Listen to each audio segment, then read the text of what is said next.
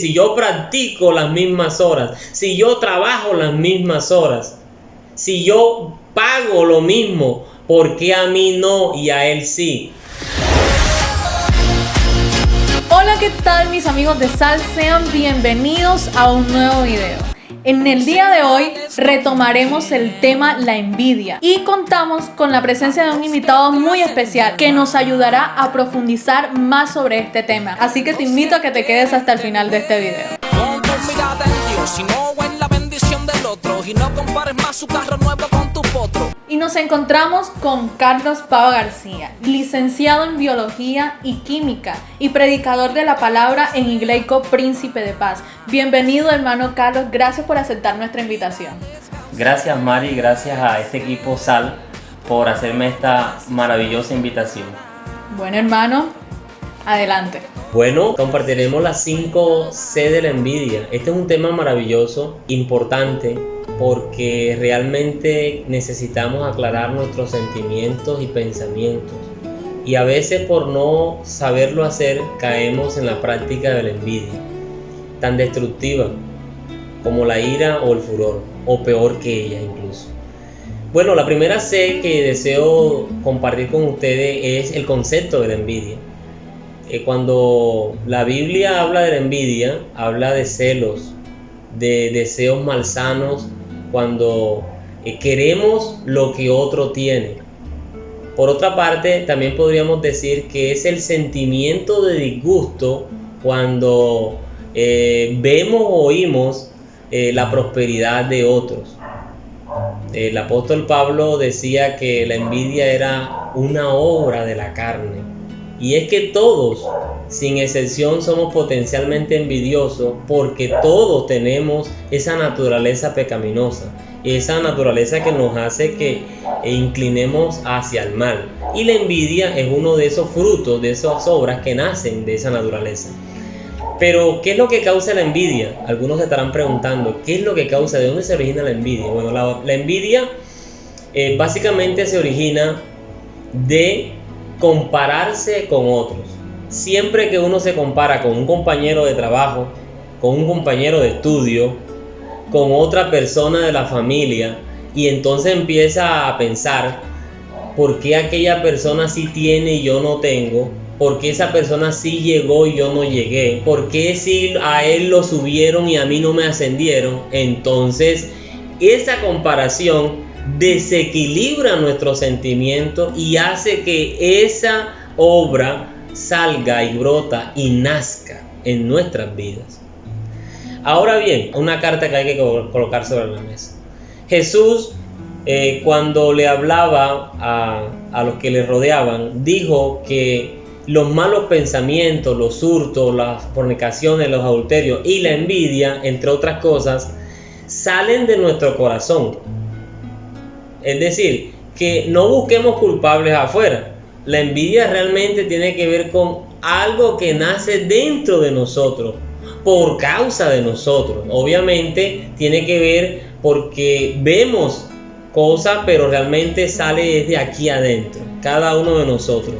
A veces siempre estamos buscando culpables en otras personas, pero realmente en esta oportunidad hay que mirar hacia adentro. Somos nosotros los que desatamos ese grande mal llamado envidia. Pero, ¿cuáles son los casos en los cuales nos podemos ver involucrados en envidia? La Biblia es un libro maravilloso porque nos presenta la realidad del ser humano y podemos mirarnos como cuando nos miramos al espejo. El primer caso que recuerdo es el de Caín y Abel. Caín es exaltado por Dios por llevar una ofrenda que le agradó a Dios porque llevó lo mejor. Caín no llevó lo mejor. Y cuando Caín vio que Dios exaltó a Abel por lo que había llevado, empezó su corazón a brotar envidia, enojo, celo.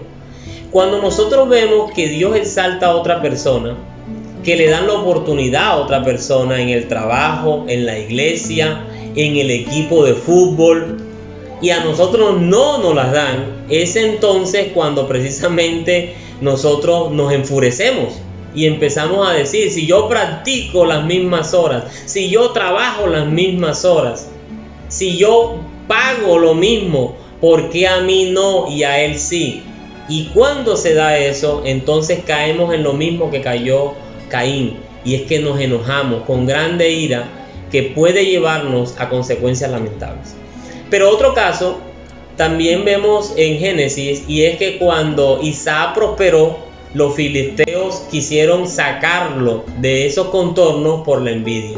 Cuando nosotros vemos a las personas prosperar, que las personas empiezan a tener casa, carro, que empiezan a tener un empleo, que empiezan a vestir bien, entonces nosotros nos molesta eso y queremos sacar a esa persona del trabajo, empezamos a hacerle la vida a la persona en el trabajo porque realmente tenemos envidia. Mire, esto se da mucho en los colegios.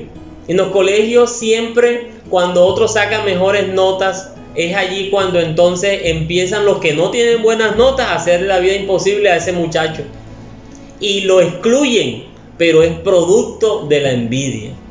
Usted sabe de qué estoy hablando, porque tarde o temprano usted ha afrontado alguna de estas situaciones. Otro caso que recuerdo es el de José. Cada uno de ustedes en Semana Santa ha visto las películas de las historias bíblicas cuando los hermanos vendieron a José por envidia. ¿Y por qué? Porque José hablaba de sueños de grandeza, de que los padres y los hermanos incluso se iban en algún momento a inclinar, y cuando escucharon esto, obviamente su corazón brotó y se llenó de envidia, porque escuchaban a un muchacho soñar en grande. Cuando uno escucha gente hablar de cosas grandes, de cosas poderosas, de avanzar en la vida, entonces también puede llegar esa envidia a nuestro corazón. Nos molesta hablar a otros de proyectos y le llamamos iluso, pero esas palabras muchas veces son producto de nuestra envidia. El caso más palpable de la envidia en la Biblia es el caso de Jesucristo. Un hombre poderoso en palabras y en hechos, un hombre poderoso en amor, un hombre que mostró la misericordia de Dios.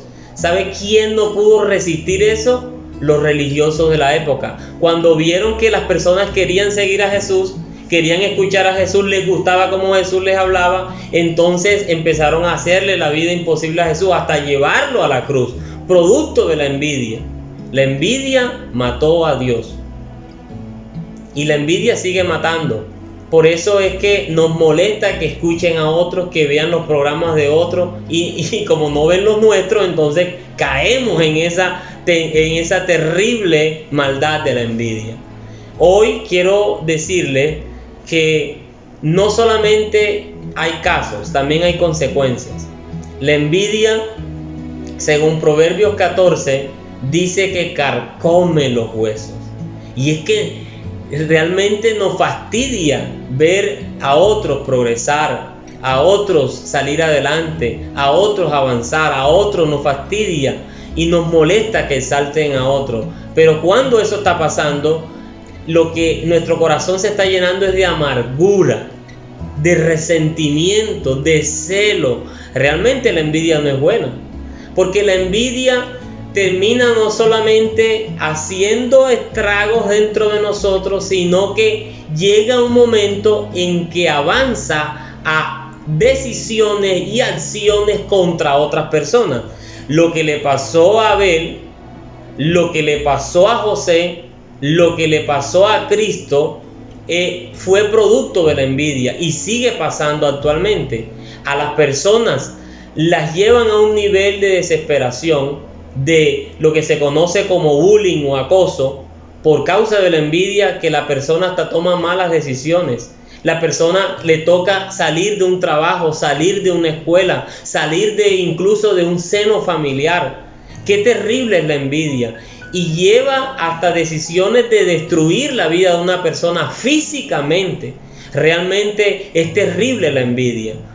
Trae consecuencias nefastas en un hogar, en una iglesia, en un colegio, en un trabajo, en una escuela de fútbol y en distintas partes. Realmente hace desastres. Tan terrible es la envidia que ahora recuerdo que es uno de los primeros pecados. Es, por decirlo, uno o el primer pecado que sucedió. Y no sucedió en la tierra, sucedió en el cielo. Cuando Satanás tuvo envidia de Dios. Y allí empezó la terrible rebelión de Satanás contra el cielo mismo. Ahora, ¿cuál es el consejo? Porque ese es una de las C. ¿Y cuál es el consejo para la envidia cuando eso brota en nuestra vida? Hay un salmo muy maravilloso donde un hombre llamado Asaf experimentó la envidia, el Salmo 73, y él nos muestra el camino para superar la envidia. El primer de esos pasos es entrar en el santuario con Dios. Eso quiere decir entrar en la presencia de Dios, desnudar nuestro corazón y arrepentirnos delante de Dios que ese sentimiento está en nosotros. Si nosotros no confesamos que somos envidiosos, que tenemos envidia, Dios no nos podrá ayudar. Pero cuando llegamos al santuario, a la presencia de Dios y nos desnudamos delante de Él, Dios es bueno y misericordioso, y su gozo y su felicidad llegan y nos inundan.